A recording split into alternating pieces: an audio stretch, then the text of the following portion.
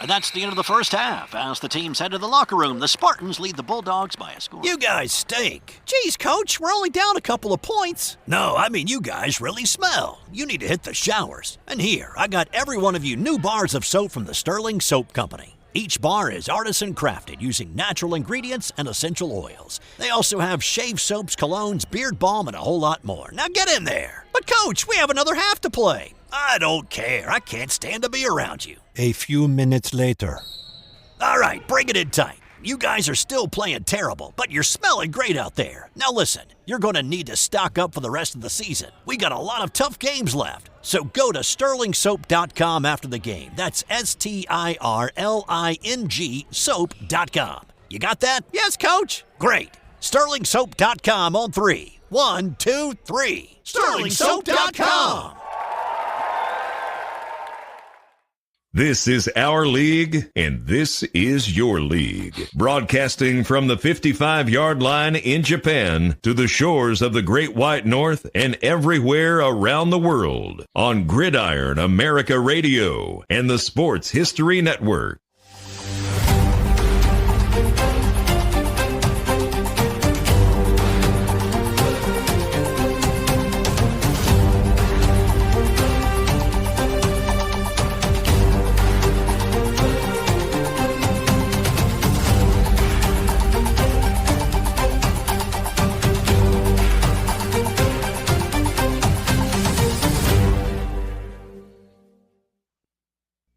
Hey, everybody, welcome back to Gridiron America today. Happy Canada Week for everybody who might be watching in Canada or even isn't watching in Canada.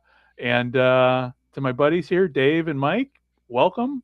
Hey, good to see you. And how's it going? How's it going over there in America? Crazy with the World Cup, but, we're getting by. How's life over there in Japan? I'm not complaining. Not complaining at all. So, so we just had week 4 of the CFL wrap up, and I figured let's get right into week 4 because it was yet another great weekend of CFL play with, if you look at the week 4 scoreboard, some real close games on paper, but when you dig deep kind of with some of the games, you realize, well, some of those scores are misleading. So, let's lead off here, man, with, starting with Edmonton and Winnipeg. Dave, Mike, you guys watch the game. Your thoughts? Yeah, I thought it was a game that came down to the wire. It was a lot of back and forth. And it was definitely one of the more entertaining games to watch. That's for sure. I'll keep it short and sweet, and I'll let Dave give his insight. Yeah, Edmonton came ready to play. They jumped on Winnipeg early. Winnipeg withstood that, clawed their way back as Winnipeg does, got themselves right back into it. But uncharacteristically, you don't see the Blue Bombers having 6 fumbles in a game. So that was it was very surprising to see the ball on the turf that much from them. But at the end of the day, the running game continues to be leading the way for Edmonton, and that sets up the pass. And Cody Fajardo had another good day. I mean, it was really balanced attack, moving the ball down the field very methodically. And at the very end, scoring when they needed to. And it was, as Mike said, it was a very entertaining game that went right down to the end. Yeah, right? And it was a 23-18 win by Edmonton over Winnipeg. And the game really was wrapped. I mean, it came down to the last 18 seconds of the game, more or less. But the big thing that with this game is how it started, with Edmonton literally just running out of the gate and going up 17-0, which when that happened, I'm like, okay, this is not the Edmonton team that we have seen for the last really 6 years. Correct. And it's good to see. I know the fans, Edmonton, they've been wanting this for probably close to a decade now. And it's good to see All phases of the game really coming together for them on the road in a hostile place where most teams don't do well. And even Winnipeg being down 17-0, they didn't abandon the run. They used their offense. They moved the ball. They got back into position to take the lead late in the game. So it was very entertaining. It was very workmanlike by both teams, and either one could have won it, to be honest. Yeah, what do you guys think changed with Edmonton this year? I don't know. I really don't know. I mean, there are a lot of reasons, but I mean, they've been down for so long. To me, I'm like, it was only a matter of time before they kind of figured things out and got it together and put a winning product on the field. Yeah. To me, that their defenses definitely turned the page. And I think that helped with continued really focusing on run to open up the pass and not be afraid to run the ball on non-traditional running downs in the CFL. You usually see open up with a run, then get a pass, or just start moving the pocket, moving the ball. But Edmonton is definitely looking at running the football and making you beat them with the pass. I mean, Winnipeg still got 100 yards on the ground, but it wasn't big chunks. It was later. It wasn't right away. So it was something that I think that holding Winnipeg to 18 points is really something. The defense is really kicking in for them. And I think that's one of the big reasons why they've turned it around. Yeah, and when you look at how the game started, I mean, you had a opening 100-yard touchdown drive with Rankin, who, I mean, the dude's a stud. He is, to me, he is the MVP of the early part of the season. So, 100, that 100-yard drive, you had Dante Daniels fumbling. There's DeBlanco recovered. Edmonton then converted into a 17-point lead. I mean, obviously turnovers were the big story of the game with Winnipeg, but Edmonton managed to capitalize on pretty much most of Winnipeg's mistakes. Mm-hmm. And I mean, but the other part of it too is, Zach Collaros. I mean, the Edmonton defense.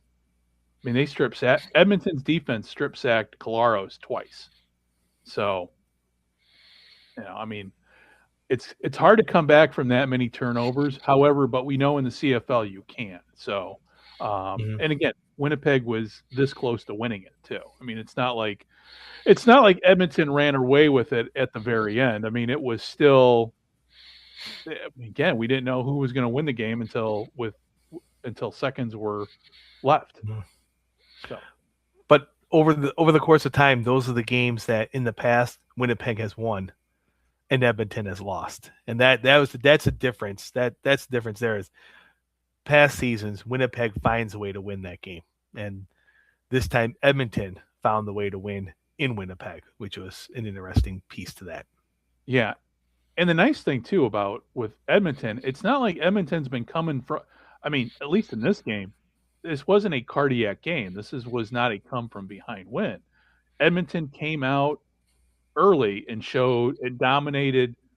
I mean, from really kind of from the get-go, from that first opening drive. Mm-hmm. Yeah. So. Yeah, I would say my only concern is just being too one-dimensional for Edmonton.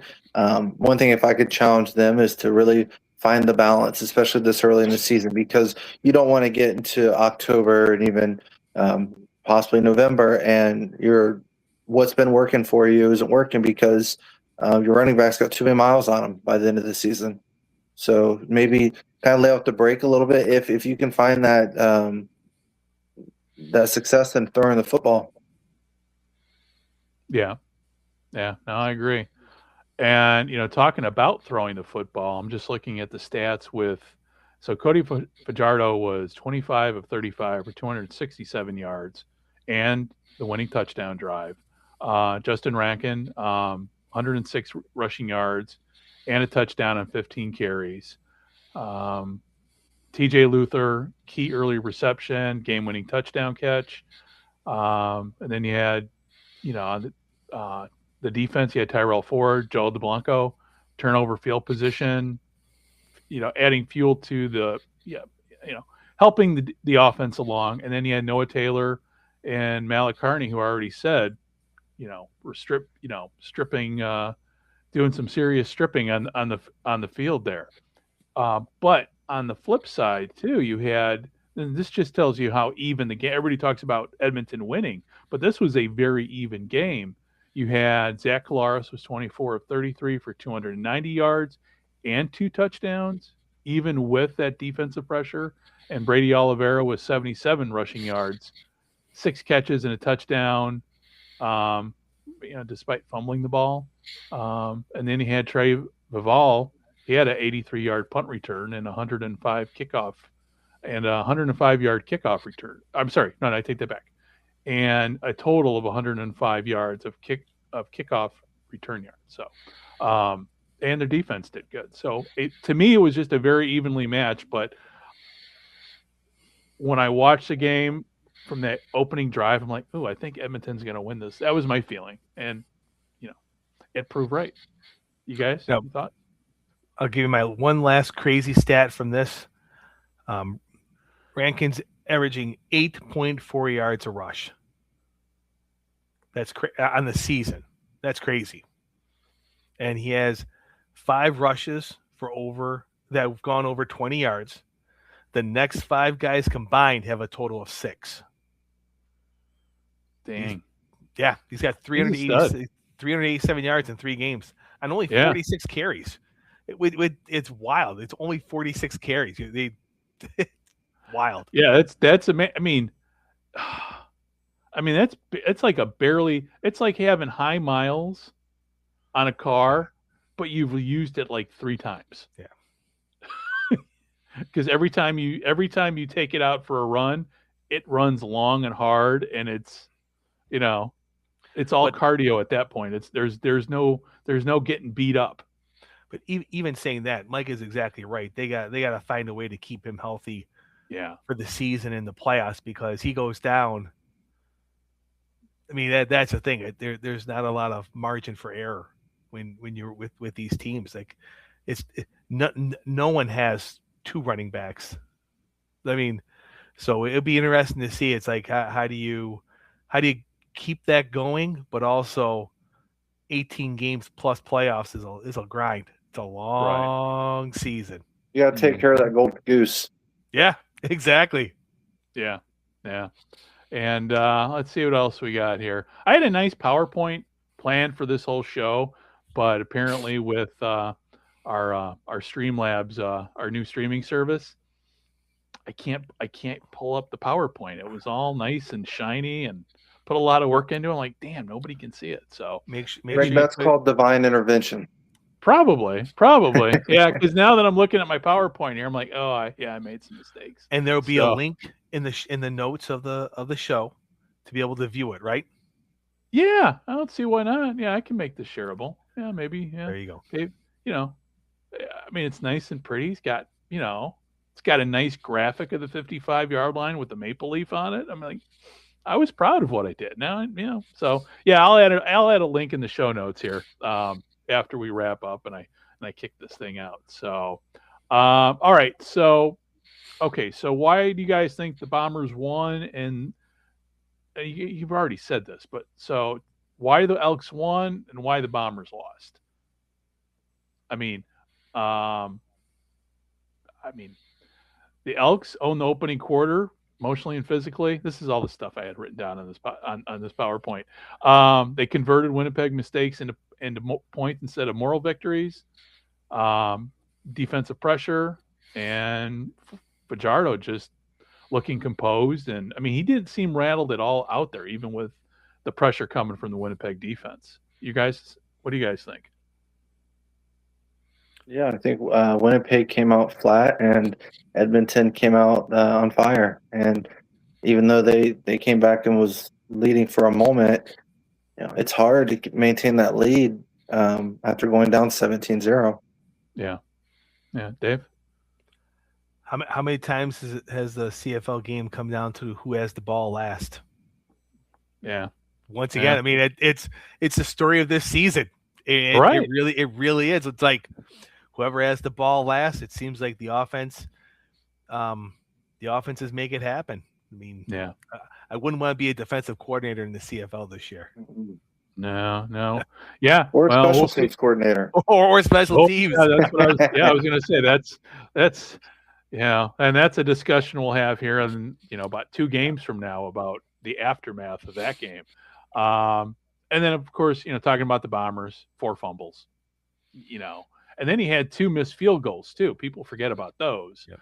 And, I mean, to me, those were kind of the keys when it came to why Winnipeg lost. So whether Edmonton won the game or Winnipeg lost, I mean, you can make an argument either way. Winnipeg, it wasn't a win, so much an Edmonton win, but Winnipeg gave the game away. So, but again, that's the beauty. I mean, again, it boiled down to the last second. So, and okay, well, we'll move on to the next game.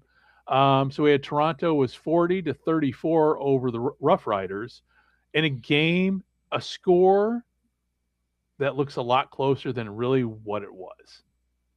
So, Mike, I'll let you start off here. Your thoughts? I think we talked about this last week. It's still the Chad Kelly show. Toronto is doing what they need to do to win. I did catch the end of that game just a few minutes before we went on, and definitely the score was misleading when you look at how dominant Toronto was in that game. But again, I think it starts just with good quarterback play. You're going to start seeing in the coming weeks when teams start to really separate themselves, the good from the bad, with the one common denominator. Unless you're Edmonton, it's going to be quarterback play. So until somebody can take Toronto's offense down a notch or 2, it's going to be really tough. But yeah. I'm sorry, Dave. I agree 100%. It's been impressive what Toronto has done. If you think about all the on the field changes, the coaching staff changes, being on the road, just consistently traveling, and it's hard to go into Mosaic Stadium and score 40 points if you're not the home team. I mean, technically they were the home team on this one. Yes, technically they were. The fans did complain about Saskatchewan wearing those hideous white jerseys. I'm surprised they're really not. The fans were not a big supporter of those. I mean, they look nice. The prairie jerseys. Yeah, I mean they look nice, but I mean if you're they look nice if you buy it at the gift store and wear it to the game rather than you're playing, because it's like I don't know, because you couldn't see the numbers from where you were at. From what I was reading, it's like we can't see that. We can't. It was unless we look at the jumbotron and figure out who it is. Yeah. And a couple of interesting things from that game is I don't know how many times this has happened in professional football, but Toronto scored 10 points in each of the 4 quarters. Yeah, that was odd. That's consistency. That's very specific consistency. Yes. That was something you don't see too often. And once again, we talked about this before. It's the offensive output by Toronto is just really, really surprising, because they really don't. I mean, they still got 100 yards rushing, but they don't have a back coming into the season anybody was afraid of or would key on. And it seemed like the way Toronto had to win was Chad Kelly needed to beat you, and he is. I mean, Sam Hicks is doing a great job. I mean, opened the game up with that 61-yard run, but it's really interesting to see on paper a truly one-dimensional team putting up points like that consistently with their offense. Yeah. And the thing is, to me too, with this game, when Toronto went up 13-0, I mean, are these the same Rough Riders that won the Grey Cup? Or, I mean, what's going on here? Is this the same team? I mean, I'm trying to figure out what's going on with the Rough Riders because they just don't look like the team from last year that won it all last year. And it could have easily been 17. Yeah. Toronto had the two plays that Toronto had inside the 5 were not very good plays, and they had to settle for the field goal. But it could have very easily been 17-0. Yeah.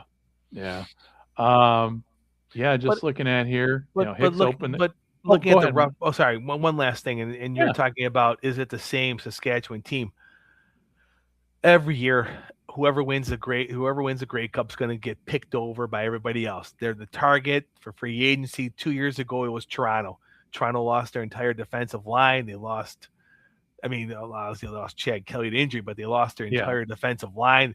So I think the same thing is happening to a degree to the Rough Riders, and as we talked about, it's an 18-game season, and right.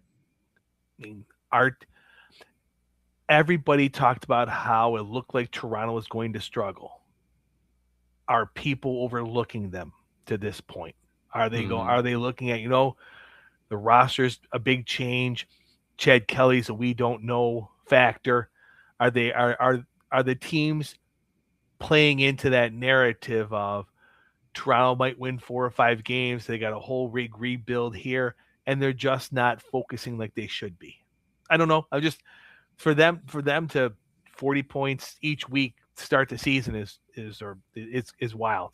It's wild from a team that was expected or predicted to win 4 or 5 games to be this kind of offensive juggernaut this early in the season is wild. Yeah. But the thing is, something happens to Chad Kelly, does that offense fall apart? I mean, everything right now in Toronto revolves around the quarterback. Mm-hmm. To me, from just sitting here, my perspective from way across the ocean. So getting into that, though, if you look at the numbers, so you had Chad Kelly was 23 of 30 for 321 yards, 2 TD passes, and a rushing touchdown. Whereas Trevor Harris was 34 of 43 for 409 yards, 2 TDs, but 1 interception. Keyshawn Johnson had 10 for the Riders, 10 catches. I mean, just on paper, this is where I said about on paper, it looks to me like this game should have been the Rough Riders, but obviously the final score tells you different. Thoughts on Trevor Harris? I mean, he hasn't really missed a beat at all. He's Mr. Consistent. He's a game manager. He's playing the biggest games, and I don't think he lets the pressure get to his head. I think that's the ideal quarterback you want in this league, is somebody who knows what it's like to play in the biggest games, but most importantly, stay healthy and stay consistent. Yeah. Now, there's one person in particular in this game. There was one play that, I think a lot of people forgot, which to me was kind of the difference breaker, and that was Janarian Grant's 68-yard punt return for a TD. Special teams doesn't get talked about enough, and as we'll talk about in the next game, probably more than it should. But yeah.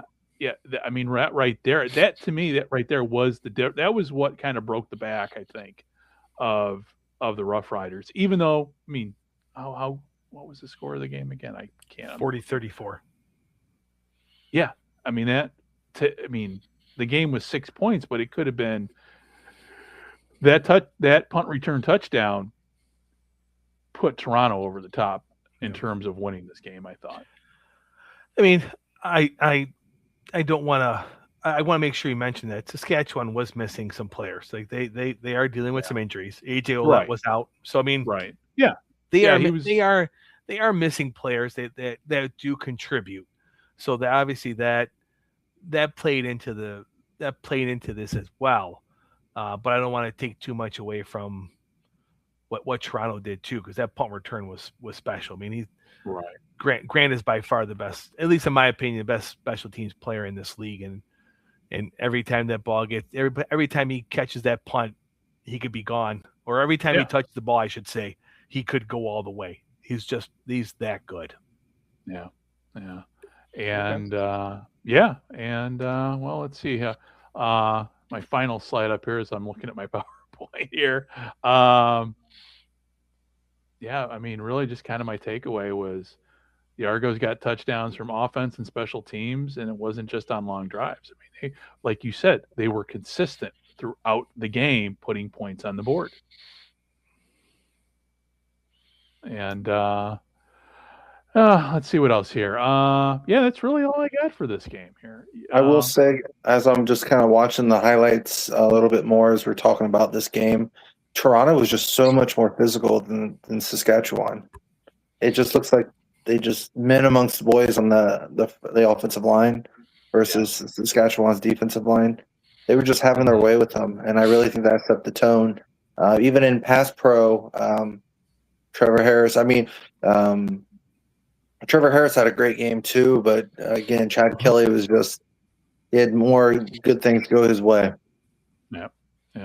And like you said, in terms of the defense, the defense produced for Toronto 2 huge possession swings, an end zone pick and a late forced fumble. So, the defense, we're talking more offense, it seems, with Toronto in this game, but you can't forget what the defense did to give them, to pretty much seal the win. Yeah. And I know for me, it seems like, and please, both of you guys, correct me if I'm wrong, it seems like the CFL defenses remind me of Arena Football League defenses. You need to make key stops. Yeah. You're not going to you're not shutting anybody out the way the rules are to the game. But like that pick in the end zone, that was a key stop after a long drive. Stop, things like that really, really help. It just seems like it's like the we called it in the early 90s, the Bills defense was the bend don't break defense, and let the kid on offense go and score, and we'll just keep outscoring you. We may not keep you too low a score, but we're gonna make you work for it. Right. Yeah. Well, go ahead, Mike. I'm sorry. No, you're fine. I was just kind of piggybacking on Dave, what you're saying. Literally, as you said that, I just see a highlight where Saskatchewan, they just took it in against Toronto. Toronto couldn't stop them on a goal line stand. You're going to have in any level of football, whether it's American or Canadian football, you want to minimize the home run balls and the big plays. But if you do give it up, you got to have that short-term memory. As Coach always said, the acronyms win. What's important now, and if anything else, if you give up that big play and it's first and goal at the 1, you're going to have a long 4 plays in that drive. But again, that is the mental toughness aspect, and you really got to pin your ears back and be mentally tough if you're in a situation where you're in a goal line stance. So I don't think in that situation Toronto was. I think Saskatchewan was a little bit tougher and wanted it more, which overall it didn't matter in the final score. But again, that might be something down the road that when Toronto plays a more competitive, balanced team, that might be a difference maker. But to kind of come full circle, you don't want to give up a big play, but it happens. And when it does, you got to recoup. And, what's important now, and you got to find ways to get your defense off the field without allowing a touchdown. Yeah. Yeah. So, Dave, final thoughts on this game before we go to the next? That was Janarian Grant's 11th punt return for a touchdown in the regular season. He's tied for second place now. He's 15 behind Gizmo Williams, but 11's pretty good. Yeah. Yep. Well, let me move on to the next game, which was kind of the showcase game, at least on TV. What everybody been talking about really for the last 2 weeks was the game in Kelowna and the Apple Bowl. Columbia. The Apple Bowl. Yeah, the Apple Bowl. You know what? They did a great job with setting up the field, having a temporary stadium. It looked very old school. I've seen pictures of obviously old Empire Stadium in Vancouver, Tempire Stadium as they called it when in 2011 when the dome was being renovated and the Lions had to play in a temporary stadium on the old grounds of Empire Stadium. So this to me just kind of reminded me of that, and it was a packed house. I don't know how many people were there, but it looked like every seat there was filled. So, and the fans came out to root for their team, which unfortunately they walked away disappointed with. So 41-33 win by Calgary over BC. And this goes to kind of what I said before. Some games are closer. They look closer than what they really are. And this is a clear example of that. So I don't know, Mike, Dave, let you guys kick off with talking about the game. So you guys, if you guys ever get a chance to look at a good competitive D2 college football game, I would say the attendance and the atmosphere was just that. The fans were in it. I didn't see a single empty seat in that whole stadium. I didn't know what the situation was, why they were playing in that stadium, so that makes sense. But so for the BC perspective, the fans were really into it. And it was exciting to watch, just seeing the atmosphere and the vibe of the fans. It's crazy. We kind of talked about this off the air. So your defense gave up huge plays. Your offense gave up 4 sacks, and then the defense gave up 2 late touchdowns in the first half. But the fall guy seemed to be the special teams coach for BC, and while maybe to an extent may have been warranted that they needed to make a change, I don't think that was the biggest fish that needed to be fried for the Lions. I think that they had some other issues going on, and that's not to take anything away from what Calgary's doing, but I think that they could have went a different direction with, if they're going to fire somebody, I don't know if necessarily it was a special teams coach that needed to go.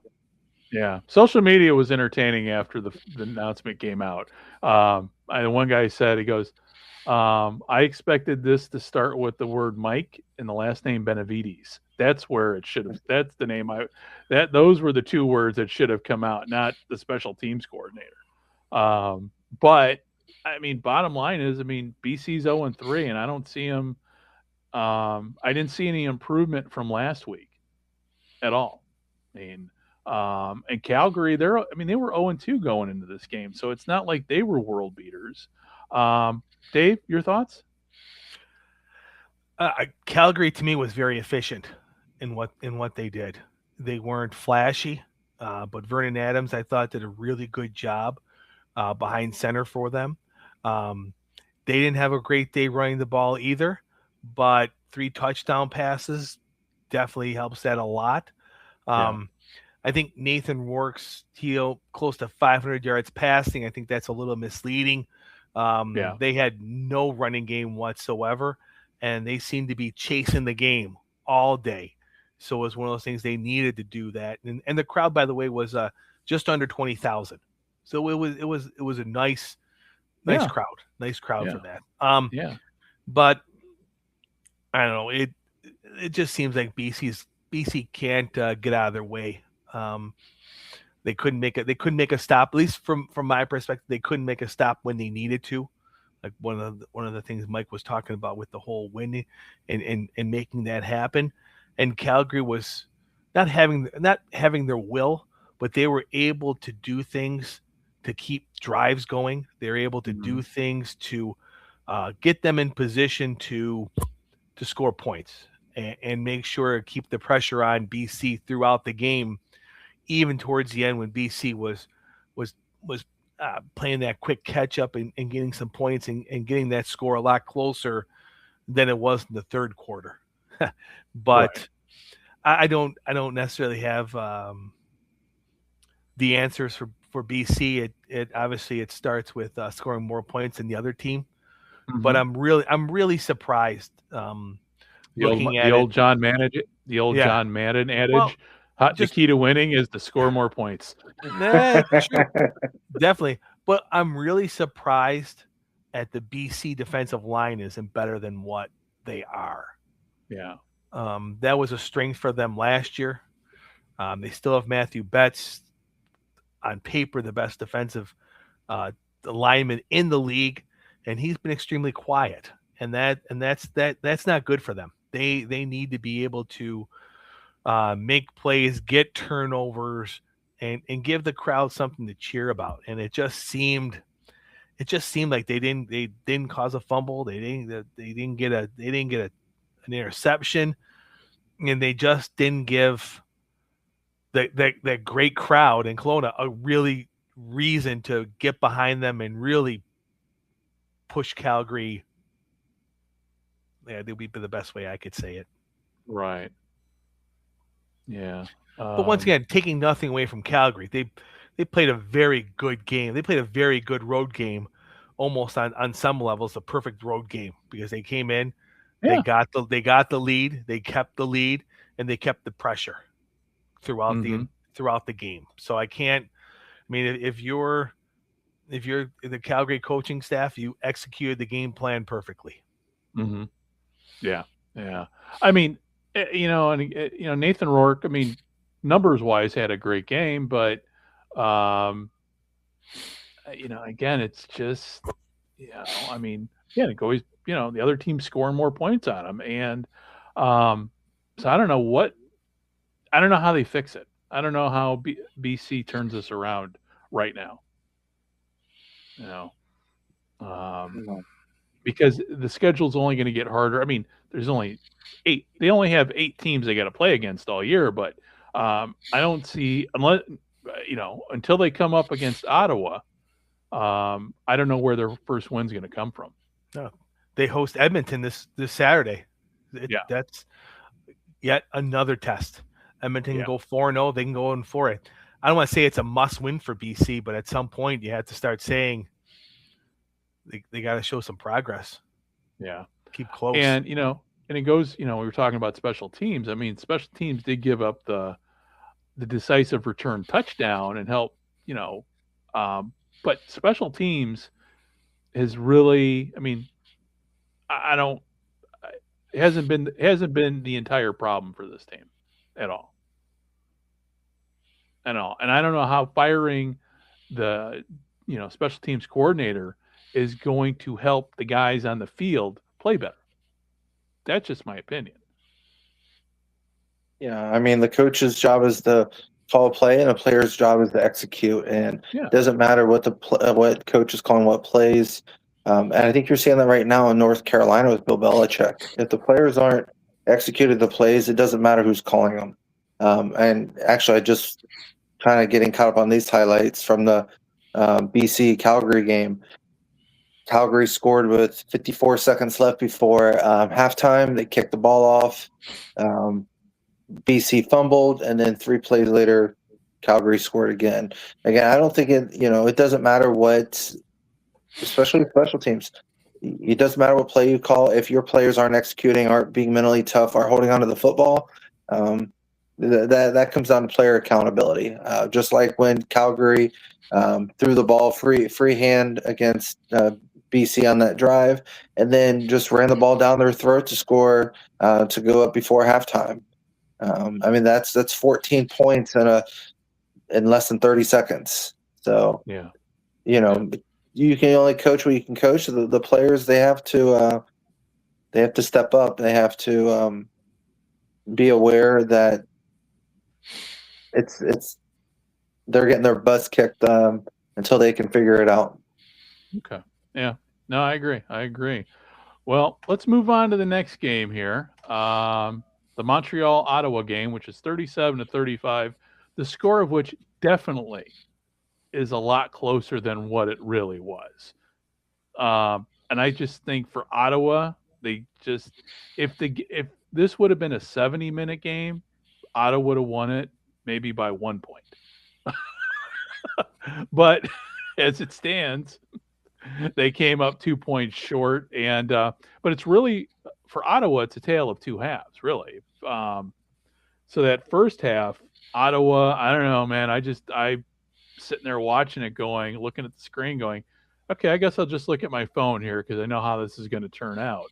And boy, third quarter started, and it's like a different team came out of the locker room. So, Dave, your thoughts? Well, I guess question for Mike. I would think you would know us better than myself and Greg. You're up 21-6. You're playing arguably the worst team in the CFL. What I know there's pride and you want to win, but how hard is it to as a coach and convey it to the players? We got to keep our foot on their throats proverbially and keep going, or is it just a natural thing to ease off a little bit? Hey, we're up 21-6. We're cruising. And how easy is it to lose focus at games like this? Yeah, I think it's both the coach and player's responsibility, and that really starts with preparation.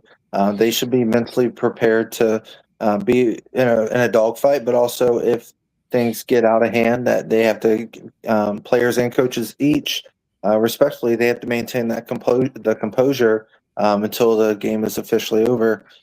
Just seeing the highlight, it was 21-6 at halftime, and now it's 21-12, and Ottawa just scored again. So I think that mental toughness for the Montreal defense, they gotta do some soul searching. But then again, you can't take your foot off the pedal if you're the coaching staff. Don't change what's working for you. You know, until the final whistle blows, you have to keep being aggressive. You have to keep playing that you want to win. You don't want to play to lose. You don't want to play to not lose. You want to play to win. And it looks like mentally, Montreal just at halftime they let off the brake. And props to Ottawa. You know, they made the adjustments they needed to at halftime, but in Montreal for the most part they didn't. They failed to do so. So Ottawa, you know, they stuck in there, but again, when you're down 21-6 at the half, that's a big hole to dig yourself out of. But Dave, to answer your question, I'd say it's both the player and coach responsibility. You have to be mentally prepared, and you have to prepare that way. It needs to be in your game plan. It needs to be in your team meetings. You have to be prepared to execute and be successful, but also understand there's going to be some adversity along the way, and you can't get complacent or give up if you're winning or losing. You have to keep pounding the rock. Yeah. For me, it just seemed like that third quarter, Montreal just lost focus. It just seemed like they're like, hey, it's 21-6. We got it. Let's run the ball. Let's get. Oh, hey, we got a punt. Oh well. You know what I mean? It just seemed like there was no urgency until it got to the fourth quarter. It's like, oh, we got a game. Yeah. And you know, there were 2 missed extra point kicks, which as I'm looking through the stats here, I'm like, oh, I forgot about that. So going back to what we were saying about special teams, in this game, truly special teams lost you at least an opportunity to win, to at least take it into overtime. You know, I don't know. Just got to look at it. I'm like, but still, you know, but Montreal, I mean, Montreal to me is still the team to beat and as of right now. You know, Hamilton's been playing great, but Montreal to me is still the team to beat. But boy, you take away, you know, the quarterback with Montreal, and I don't know if we have the same team. Is that Alexander? Is that the Montreal quarterback? Alexander, okay. Yeah. So I think up until, was it last week, he was undefeated? Right. Regular season. Yeah. He's 15-1 in regular season now. Yeah, that's why, as long as, kind of to piggyback what you said, Greg, as long as he's a quarterback for Montreal, they're going to be tough. Right. But again, in this game, really, they played a very not good Ottawa team, and Montreal only played good football for 2.5 quarters. Yeah. Yeah, and Ottawa put points up on them. I mean, they basically put, even though there's only 35 points on the scoreboard, really, 2 missed extra points away from it being 37 and the game going into overtime. Yeah. And who knows that, once it's overtime, who knows what happens there. So this could have easily been an Ottawa win for all practical. I mean, this game to me was a lot closer than what it should have been, given the way Ottawa's been looking. But who knows? Maybe it's just taking time for Ottawa to figure things out. And in several weeks from now, we could be talking about them being in first place, even though they're 0-3 right now, but battling in a few weeks, battling for first place, in the East. Well, for me, kudos to Jake Mayer and that offense. They came out that second half, and he fired around. Yeah. Obviously, they had to abandon the run, but it was obviously the best game he looked all season. Right. Which it's good to see him look comfortable, which he hasn't looked comfortable. Yeah. So that was good to see. And who knows? I mean, it's long season. We say this all the time. And to talk about who's the best in coming out of the East, Ric Flair always said it the best. He had a lot of famous quotes. You gotta beat the best. Yes, he did. Well, Montreal only having 15 yards of total offense the third quarter did not help their cause at all. No. And then I mean, but yeah, like you said, man, Ottawa just came out and just played, but then the flip side of that is Montreal didn't do anything, and when given the opportunity when they had the ball. Yeah. And Montreal had 469 yards for the game. Yeah. So they had a very impressive game overall. Yeah. But they just right. Like I said, that 15-minute window where it just seemed like, hey, what's happening? Yeah. But, yeah. All right, let's see what else we got here. We got so Davis Alexander was 22 of 30 for 345 yards, 2 TDs, no interceptions. Jake Mayer, 3 TDs and 1 interception. Pimpleton over with Ottawa, kickoff return touchdown. Kickoff return touchdown threat nearly flipping the ante. This is what happens when I do PowerPoint. Can't remember why I wrote it the way I wrote it. It just sounds wonky. But again, the Ottawa offense showed real fight after, especially after the Drew Brown trade, which we didn't even talk about. How much that's going to impact the team going down the road. I just watched the Ottawa kickoff return for a touchdown. So I think that score made the game look a little bit closer than the actual result was. So, yeah. Well, again, special team. It goes to the importance of special teams, especially in this game. How much that play not only was, kickoff returns, but just hitting that extra point. It seems like special teams for a lot of teams this year, it's making or breaking a lot of games. And I don't remember being like this in years past, but it's definitely good. It's exciting, guys. I think it just reinforces the importance of having to play all 3 phases of football. Right. No, I agree. I am definitely. You're right. So yeah, it kind of goes. With Ottawa coming back like they did, it shows that they are making making progress. So we'll see what happens next week. Though I don't know. I haven't looked that far ahead in the schedule here. Is who's on a bye for next week? Take a look at. I just had it up. Yeah, I'm pulling it up here. Well, while you're looking that up, let me ask you guys, what do you guys think the quarterback room in Ottawa looks like? Are they going to stick it out with who they have, or do you think they're going to make the switch? I think they're going to stick with Mayer. Yeah. Yeah. I mean, he played a good game. But it's, again, everything that's around him. So everything around here, yeah. And again, remember Mayer, he's the guy that replaced Bo Levi Mitchell. So, I mean, this is a good quarterback. Again, I think you got a new coach, you got a new system, and I mean, they still haven't gelled yet. Yeah, I think Mare played well enough to keep it for. I wouldn't be surprised if it's week to week at this point. Yeah, right. I mean, it's just you don't have the room. You don't have the room to go 0-8. That's the tough part. You just don't. No. Well, talking about next week, so we got week 5 coming up. It's Canada Day week, but there is no game on Canada Day, which I found odd. Usually, it is Wednesday. It is a Wednesday. It is Wednesday. True. That's true. But the way the CFL schedule is, because of the odd number of teams, usually, and again, maybe it's been 7 years since we've been on a Wednesday with Canada Day, but not to have a game on Canada Day, it just seems weird. And I think with the CFL PA, I thought it's a minimum of 5 days between games.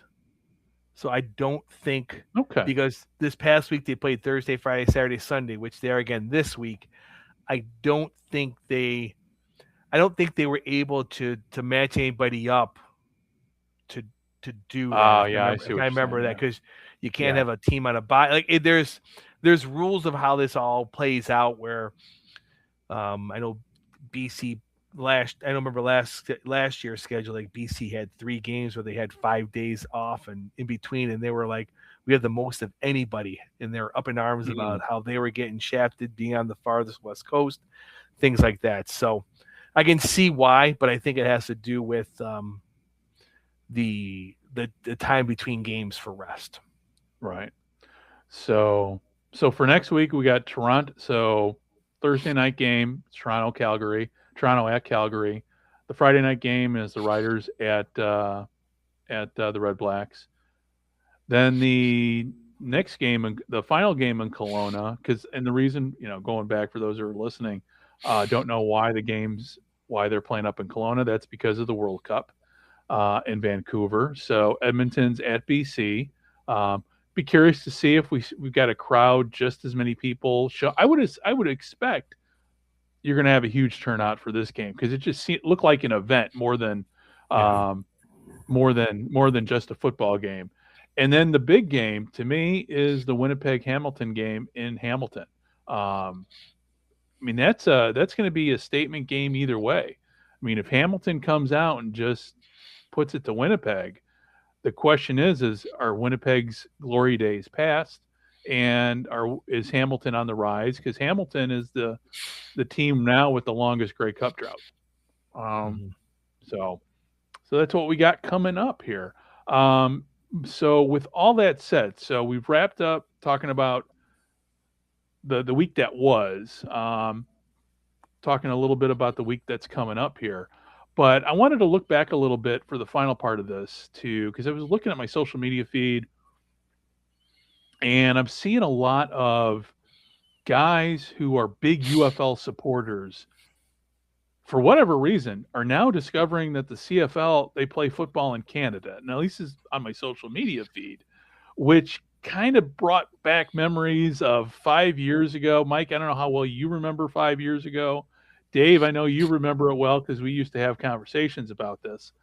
But way back when the CFL was a much different league in terms of the financial outlook of the league, when the pandemic hit, and then you had the XFL going away because of the pandemic, and then you had the XFL going into bankruptcy, and then The Rock and all his people bought it for pennies on the dollar.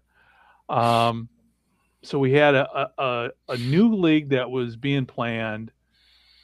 All of a sudden, talking with probably, I still say that, would argue the CFL is, the Canadian football has a much longer history, especially with the Grey Cup, than what the NFL does. But with a football entity that's been around for over 100 years, 100 plus years now, it was more like having a cup of coffee. What was we learned later? More of having a cup of coffee, talking about, well, if we ever did talk about a merger, what would those merger talks look like? And then, of course, the explosion on social media, fueled in large part by podcasts like this. And at the time, you had a ton of XFL podcasters out there. You had the Markcast, you had Mark Perry, his podcast. the XFL show, which so you had a lot of people talking on both sides, and there was a lot of speaking and looking at it from an American perspective who loves Canadian football, a lot of misunderstandings about what the CFL means to Canada. So I just thought it was I just wanted to touch upon that as we're talking about Canada Day, because now the Canadian Football League is on a much better financial footing. Things are definitely on the upswing. But going back to what I said, you're seeing a lot of people, and the UFL has done very well this past year. They're talking expansion. Just thoughts on kind of that whole time period and where, in comparison to where we are now. Mike, let me ask you this: 5 years ago, I know you were huge at the time, always been an XFL supporter, spring football. What were your thoughts when the CFL and the XFL were talking about a merger? First thought that I came to mind was somebody's hurting for money. I don't know who's hemorrhaging money at the moment, but I always thought it would be tough just because it's two different styles of football. Your American football and Canadian football. So I think at that time the XFL, are they going to do CFL rules, or is north of the border, are they going to come down and play American football rules? So I just thought it was too many intangibles like that to where it would actually come to fruition. But just like you guys, I just took a step back and was just watching the back and forth, and not really sure what to make of it. I know for a while, I don't know what it was, Toronto was the team. Everybody was saying Toronto's going to go to the XFL. Toronto's going to go, but not everybody. Mark Perry and and his XFL News Hab were pushing that conspiracy theory. I'm still sore about that, because it was just, and I think it originally started with somebody from the Canadian press talking. I don't know. There was just there was more speculation than there really was hard news at the time, and that to me, and just looking at it in hindsight, that's where it kind of hurt football fans in general. Looking back, why are we arguing about it? We all want football, but man, that's what happened in the pandemic, when there was a lack of solid news and there was a whole bunch of uncertainty. Like, okay. And then you had one guy in particular, Argo Fluffy. I don't know if he's still on social media. I'll have to check. But he was like the voice of reason, because he was sitting there and he diagrammed, okay, here's how we could make it work for both leagues. And he redesigned the field. And I think it was a 100-yard field with 15-yard end zones, and keeping the same width as the Canadian football, which is supposed to be happening next year, the plan for the CFL. So, Dave, your thoughts on this? I agree 100% with Mike. It was about money, and I think what fueled all the speculation was the statement that came from the CFL, right, was very vague. Yes. And I think at the end of the day, Redbird Capital had assets of $5 to $6 billion. And the CFL was going, hey, you invested in this league. Would you be interested in investing in our league? And I think, honestly, that's where the discussions were.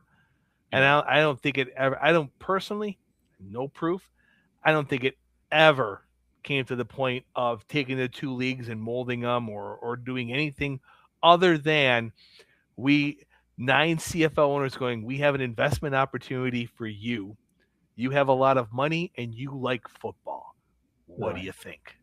Yeah. And I just don't think they could come up with anything that was a viable option, because I think Redbird had so much money tied into the XFL at that time.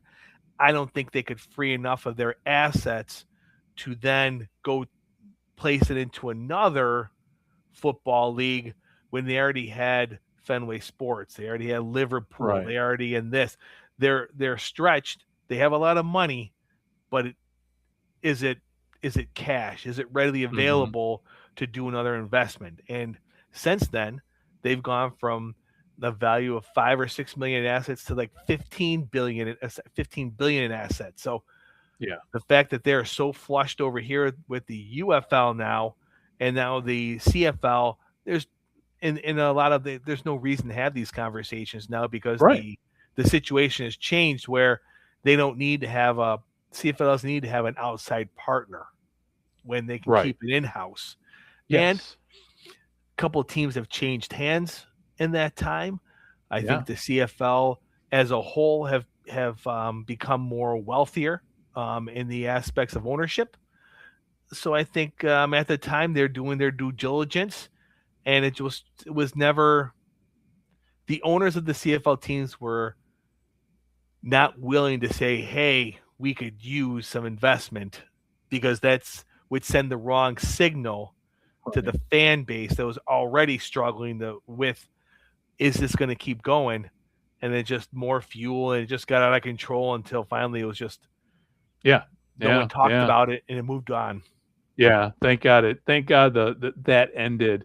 So going back to just, it's nice to see a lot of probably younger UFL fans now kind of discovering the CFL, and it's just nice to see everybody's on the same page, at least fandom. I mean, I look back at it, some of the things that were reported in the XFL media, and all of it, to me, a lot of that XFL reporting 5 years ago was just pure speculation based on a conversation, based upon one, I think, Canadian reporter saying, hey, I heard something. And it spun out of control. But the Argos going to the XFL. Anytime I read a XFL, or if every time I see the word news hub attached to a news story, in my mind, I'm like, yeah, no, let's triple check their sources, because they were the ones who were like, yep, Argos are moving to the XFL. Like, yeah, no, they're not. No, they're not. So it got them clicked. Yes. Yeah. I mean, clickbait. I mean, it's still there now. But we don't see at least when it comes to the financial future of both leagues, it seems like they're in pretty good hands now. And I think, maybe we're gonna, again, it goes back to, I think, Mike, you and I maybe talked about offline, all of us in our group chat. I've been a huge skeptic of spring football in America for 40 plus years. But after this season, I'm not so much of a skeptic. I'm like, okay, well, maybe it is starting to work. It's starting to find its niche, or niche, or however we say it in English, in the American sports landscape now. Now, moving forward with expansion plans with the UFL, can you see, both of you, them going to, the mid-sized cities, your Louisville, more towns like Louisville. There's a lot of mid-sized cities that could easily support a UFL team if they keep doing it like they've been doing it with this past year, with making it more like minor league baseball. Promotions, giving fans and their kids to come out and see a game on a Sunday or Saturday afternoon. So I ask you, Mike. I'll throw that one to you first. I would say when you start making the game more about family-friendly events, I don't know. I'm sure we've all been there. We've all gone to an NFL game at some point, and it's very easy between 3 or 4 tickets, parking, food, and any of the miscellaneous things, souvenirs, whatnot. It's easy to just drop over $1,000 just like nothing. In the UFL, it's very even just going to the championship game in DC, it was very family oriented, family priced. I felt like when I left the game, I felt like I had money left over, and I didn't have to take a second mortgage out. So it was very refreshing. As far as the cities, I am of the opinion that college cities, are great, but even more over than that, I would say avoid. And I think they've done a great job for the most part. I would say that the cities that right now are struggling are proof that you should avoid cities that have NFL franchises. You see what's happening with Dallas and with Houston, just to name two. I feel like if they were to go somewhere else, maybe their attendance would be better. But because there are a lot of fans, I think Louisville is the best example. Even Columbus to an extent. There are a lot of football hungry fans that don't want to go to an NFL game, that just want to have a family outing and not, go bankrupt in the process. Right. So it's about making those memories. That's what's going to really attract people to keep returning. It's easy to shorthand fans thousands of dollars and thanks for coming. Somebody else is going to pay that much. It's easy to do that, but when you're the NFL, but when you're a league like the UFL, you're trying to build that trust and that rapport with your fans. I think you see it a lot, even with, and I wouldn't even call it minor league baseball. Look at what the Savannah Bananas are doing. Yeah. They're putting fans first. And actually, I just got done watching a documentary, and in their hallway, in their locker room, is that the one on ESPN? It is. Okay, I gotta watch that. They have a sign that says tonight is somebody's first time ever. So the premise behind that is make it about the fans, make it a good memory.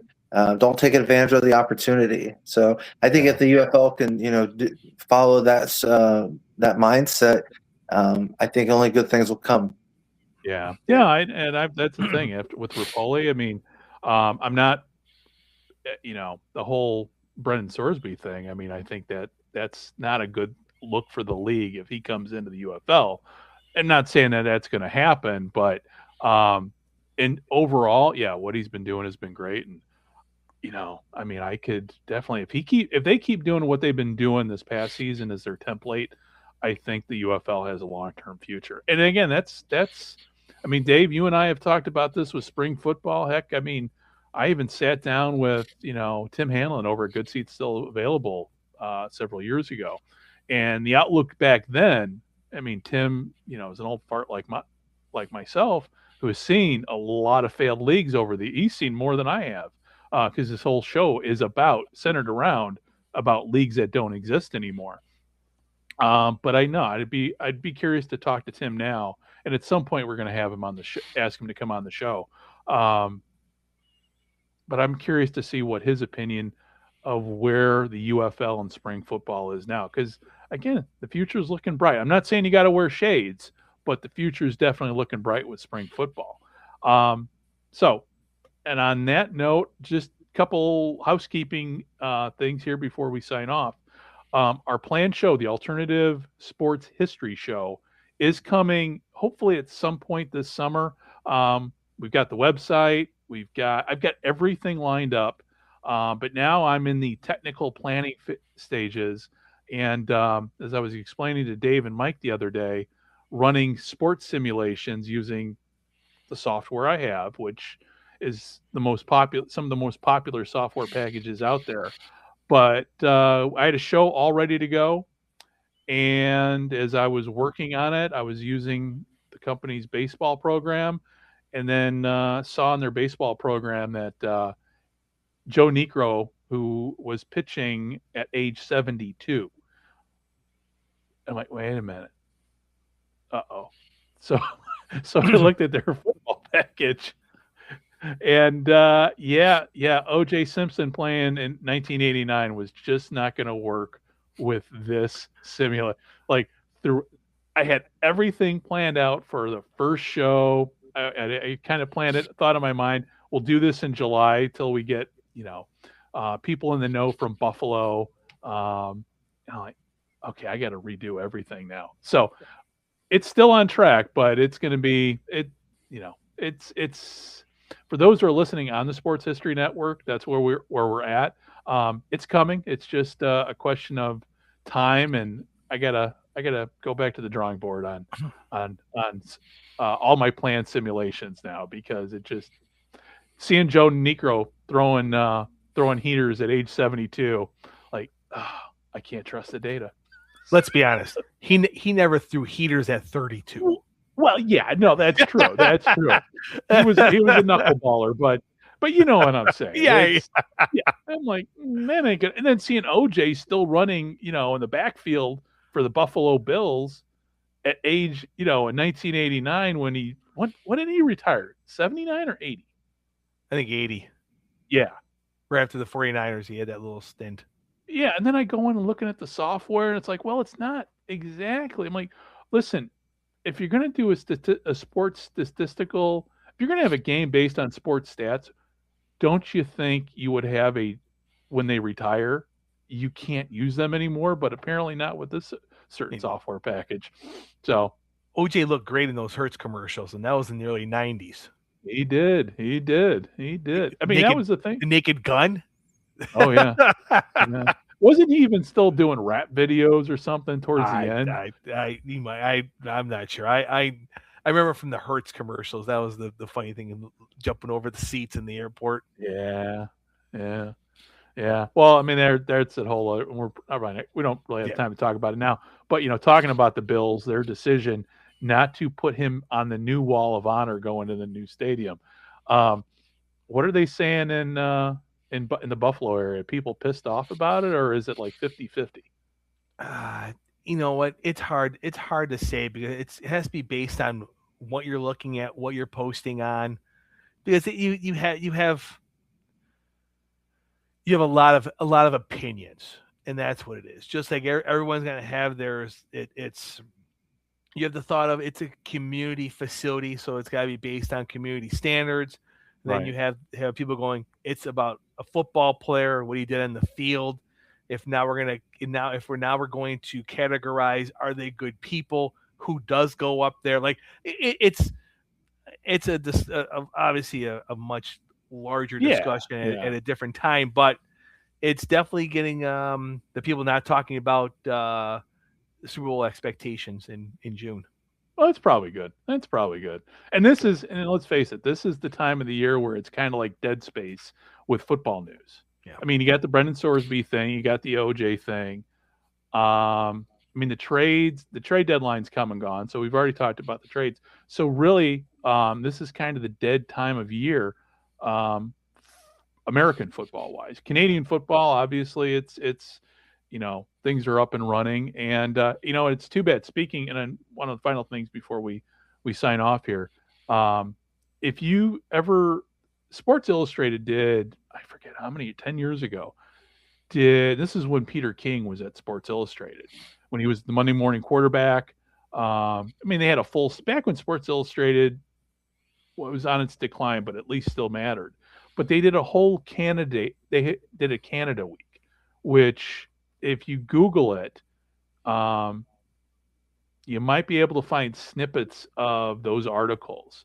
And it had Peter King going to Saskatchewan, and it was just, to me, it was, and this was 10 years ago.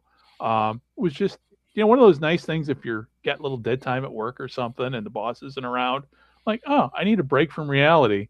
And so, reading CFL stuff, which now that I'm retired, I can openly say I did that a lot when I worked, because sometimes you just needed a break from I did criminal investigation. So every now and then when I needed a mental health break, I would go to football, and that's where I found it. So if I find it, I'll try to put it, in the show notes, but it's definitely worth, even 10 years later, definitely a good read. So enough of me rambling on here, guys. Final thoughts before we sign off?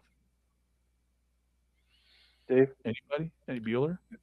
Another exciting week of CFL action. 8 teams are playing, and it should be a lot of fun. Mike? Yeah, I think to piggyback on what you just said, Dave, definitely looking forward to it. I think it's a tale of two sides. On one side of the coin, you have how are the home teams going to fare with home field advantage, especially with the BC game, because that's not their normal home field. So it'll be interesting to see if they can utilize the locals to help them with being at home. And then on the other hand, I mean, the way it's been, I don't know, but the elements, if we're not getting rain, we're getting some really wicked heat. So it's going to be interesting to see how all the teams and all the coaches, how they're going to respond to the elements, whether it's rain or if it's just, like I said, this unbearingly hot and humid weather we're getting. So I'm definitely looking forward to those storylines heading into the next week, and see which teams can maybe turn it around and which teams are going to keep going in the right direction. Yep. So, all right, guys. Well, on that note, everybody who is listening, you can find us at Well, I'm not. I'm sounding like an old person. GridironAmerica.net. I'm not going to do like my mom does. www. No, it's GridironAmerica.net.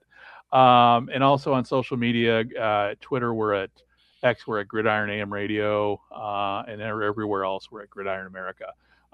So if you got any questions, complaints, ideas for shows, questions, anything you want to ask, or just, troll us, that's where we're at. So, for everybody tuning in, on the live stream that we're ending right now, and on the podcast, and later, if you're watching this if you're watching this on YouTube or Twitch or any place else that we're on, thank you very much for watching and listening, and we'll talk to you next week. Bye-bye, and happy Canada Day.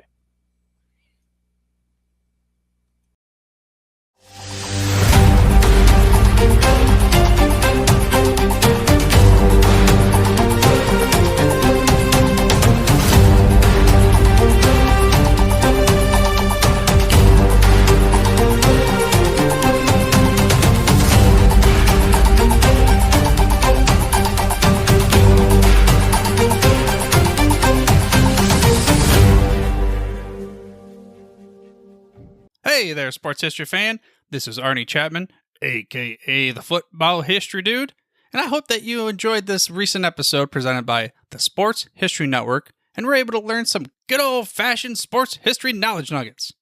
I started the Sports History Network back in 2020 with the mission to help podcasters find a community of like-minded sports history nerds, as well as helping aspiring podcasters to start their own shows.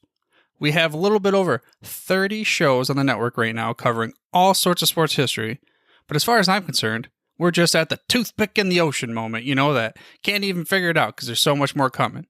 We wanted to create the ultimate headquarters for sports yesteryear, starting with Podcast Network and our website, but we're going to continue to move into other mediums as well. And here's the cool part, because we want you to be part of our team. So if you're interested in starting your own podcast, or maybe being a guest on one of our shows, or who knows, maybe even writing an article for us over on the website. Seriously, all you gotta do is reach out to us on the contact page over at sportshistorynetwork.com. You can be as technologically savvy as a Neanderthal tapping on a stone trying to figure out this whole hieroglyphics thing back in the day. Again, it doesn't matter, because even if you don't understand the whole podcast space, we have a production team that can pretty much help you out with doing everything. All you gotta do, head over to sportshistorynetwork.com, head to the contact page, fill it out. That message goes right to me, and I'll reach out to you as soon as I can. But for now, dude, I'm through if you're through.